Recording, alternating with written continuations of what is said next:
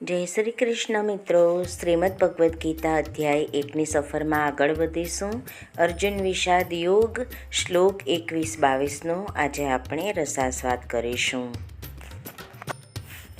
અર્જુન ઉવાચ સેનયો ઉભયો મધ્યે રથમ સ્થાપય મે અચ્યુત યાવત એતાન નિરીક્ષે અહમ યોદ્ધકામાન અવસ્થિતાન કઈ સહ યોદ્ધવ્યમ અસ્મિન રણસમુદ્યમે.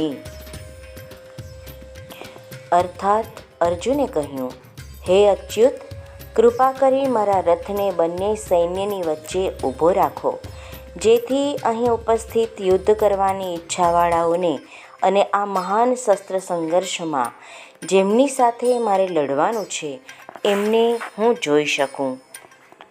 ભગવાનના શુદ્ધ ભક્ત તરીકે અર્જુન પોતાના પિતરાઈ ભાઈ પાંડવો અને અન્ય સાથે યુદ્ધ કરવાની ઈચ્છા ધરાવતો ન હતો, પરંતુ કોઈ પણ શાંતિપૂર્ણ સમાધાન નહીં સ્વીકારનાર દુર્યોધનના દુરાગ્રહને કારણે તેને રણક્ષેત્ર પર આવવું પડ્યું હતું.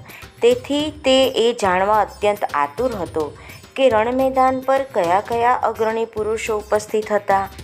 જોકે રણક્ષેત્રમાં સમાધાનના પ્રયાસ કરવાનો સવાલ જ ન હતો, છતાં તે બધાને ફરીથી જોવા ઈચ્છતો હતો અને જાણવા માગતો હતો કે તેઓ આ અવાંછિત યુદ્ધ માટે કેટલી હદે કૃત નિશ્ચયી થયા છે. અર્જુન અને આમ જોવા જઈએ તો પાંડવો યુદ્ધની ઈચ્છા ક્યારેય પણ રાખતા ન હતા, પરંતુ છેલ્લે પરિસ્થિતિ જ દુર્યોધને એવી ઊભી કરી હતી કે યુદ્ધ અનિવાર્ય બન્યું હતું. મિત્રો, ચેનલને સબસ્ક્રાઈબ કરી દેજો, જેથી ભગવદ્ ગીતાની સફરમાં આપ સહુ સાથે આગળ વધી શકો. જય શ્રી કૃષ્ણ.